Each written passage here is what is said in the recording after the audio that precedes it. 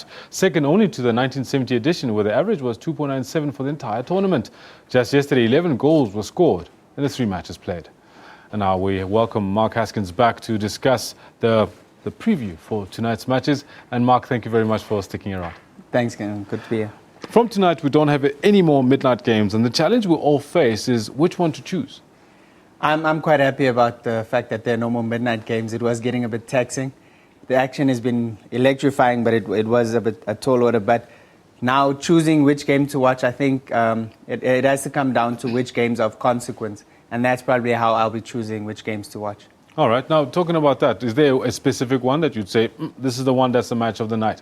For me, for tonight, I would definitely go with Croatia-Mexico, because that's probably the only match of importance in terms of staying home and staying in the going home and staying in the tournament. And because obviously in Group B, we know exactly who's going through. It's just a matter of who's going as 1 and 2. Yes. But Croatia-Mexico, that's a do-or-die game for them. All right. Now, that's what's just come up now is the graphic that shows the Mexico formation versus the Croatia formation. And 5-3-2 Mexico, 4-5-1 Croatia. Mexico came into the tournament playing a 5-3-2, but it obviously with the 2 wing backs getting forward quite a bit. They've got 3 centre backs, Moreno, Marquez, Rodriguez, who've done really well. The good thing for Mexico is up to this point they haven't conceded a goal, so they've done really well in that regard. And then obviously they've got really good players going forward. On the Croatia side, we're looking. I think they'll stick to the 4-5-1 formation they played with. They've got a solid defense.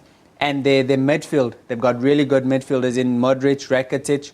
Perisic has done really well. Olic as well, despite his age. A lot of people thought he might be a bit over the hill, but he's really put in a really good performance in the World Cup up to this point. So this is going to be, as you can see, their formations kind of counter one another.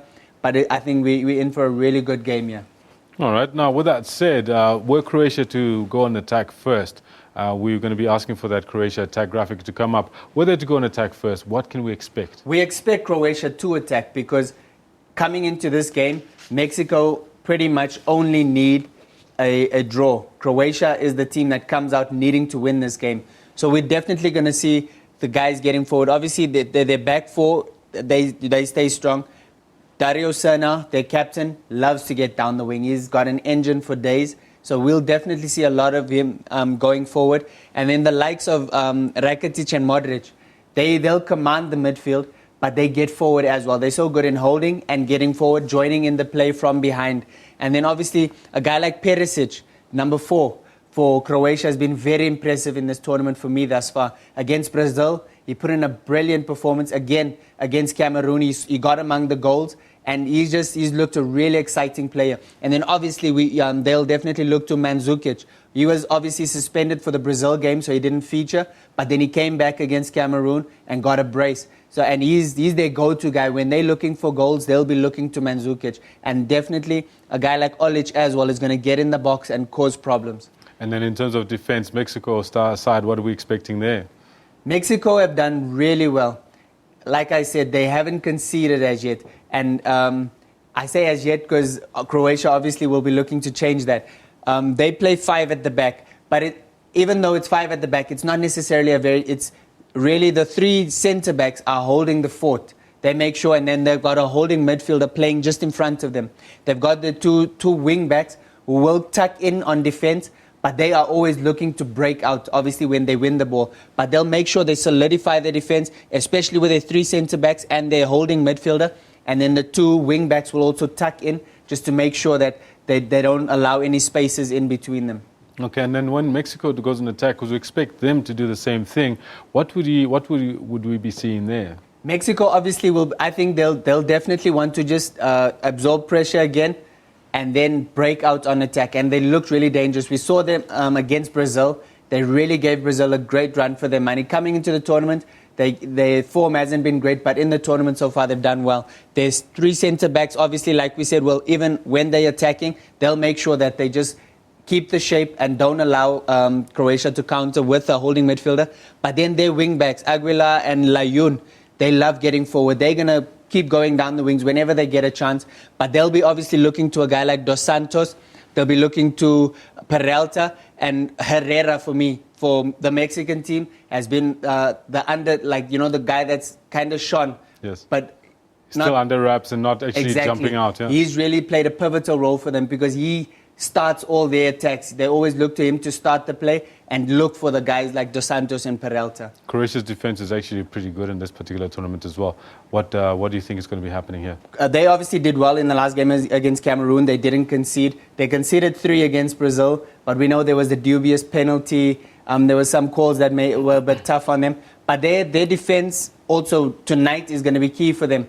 Because as much as they're going to attack, because they're going to need to put pressure on Mexico, they can't allow Mexico to counter-attack them, and they can't allow any sloppy goals, because then it's just going to make their job so much harder. So the back four for them is important. Obviously, we know Dario Sena loves to get forward, so that's why they'll just shuffle around. When he goes up the wing, they'll just make sure that whoever the 3 defenders are that's left behind will hold the fort, and then obviously, Olic and Perisic will, on defense, they'll just tuck in and then look to break out. But they'll probably leave Mandzukic as high up the field as possible so that when they win it, they can hit him and then join in the attack. Right. Now, let's talk about the other match that we're all looking forward to. We all know that Cameroon is going home, but we also know that Brazil is playing. So Brazil-Cameroon, what do you reckon? Cameroon don't have much to play for but pride.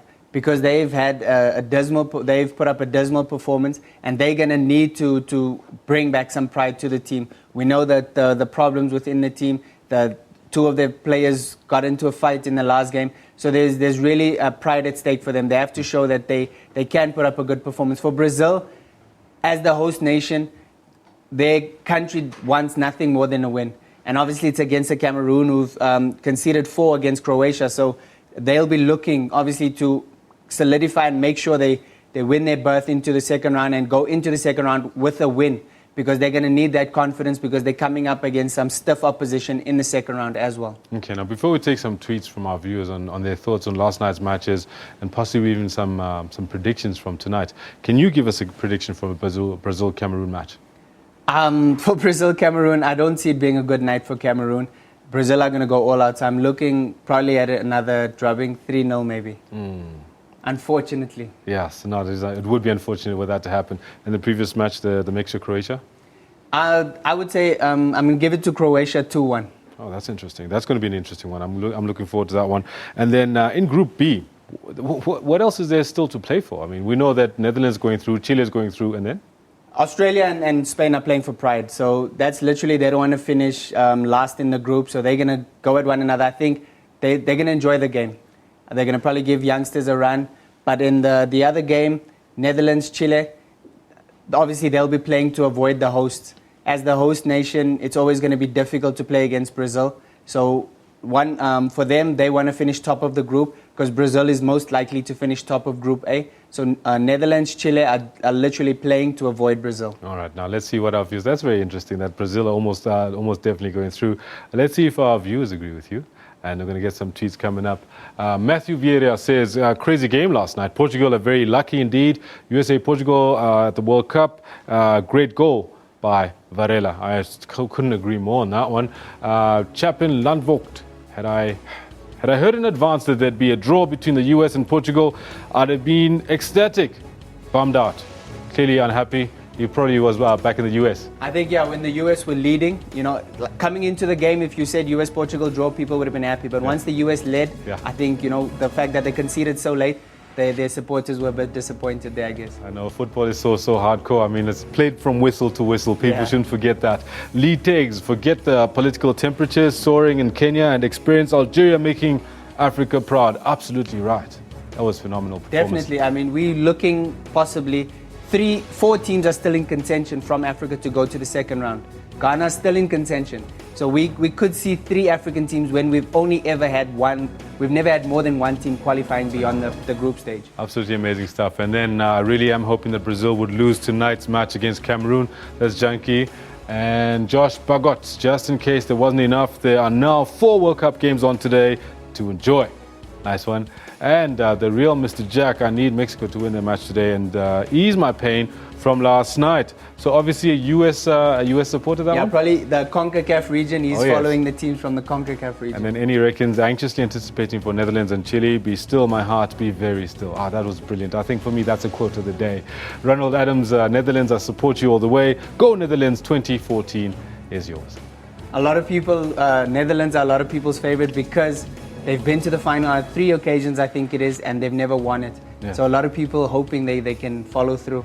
And then the last tweet we're going to take for this particular bulletin, David Solomon says, maybe Spain will beat Australia. I mean, they got to win a game at least or tie something. That's desperate words from someone who's been looking forward to a really good Spain, isn't it? Defending champions lost their opening 2 games, so yeah, a lot of people disappointed there. Okay, cool. That was going to be our last tweet for that one. But now, one of the other interesting things that we're looking at is that it's the first time in the history of the World Cup that in the last 16, there could be 8 Latin American countries making it through.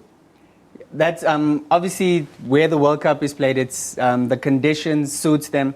They know how to play in those kind of conditions, and that's why maybe the European teams it's a bit against them. But for me, what I'm looking forward to is the fact that we have 4 African teams still in contention for the second round. That for me is even a better record, because if we can get at least three of those teams qualifying, we might just see an African team going all the way to the semi-final. And who knows what can happen beyond that. No, it has been special in that regard. Well, now, with regards to the Spain-Australia match, you might have heard that Xabi Alonso and Javi are looking to retire after this particular World Cup from all international duty. How much did Holland's drubbing of Spain have to do with that, of hastening their retirement call?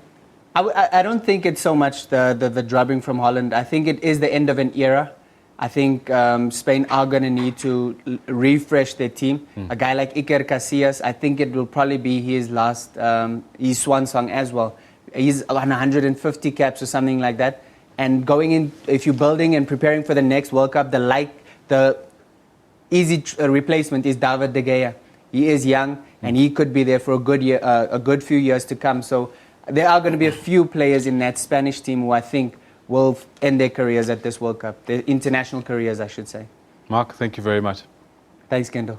You know, I think your predictions have been on song so far, and let's hope that they carry on that way all the way through. Let's hope so. Alrighty, that was Mark Haskins giving us a preview of what's happening tonight. It's going to be exciting. 2 matches at 6, 2 matches at 10, and it's a matter of if you've got a PVR or whatever, you can decide which one to choose. Or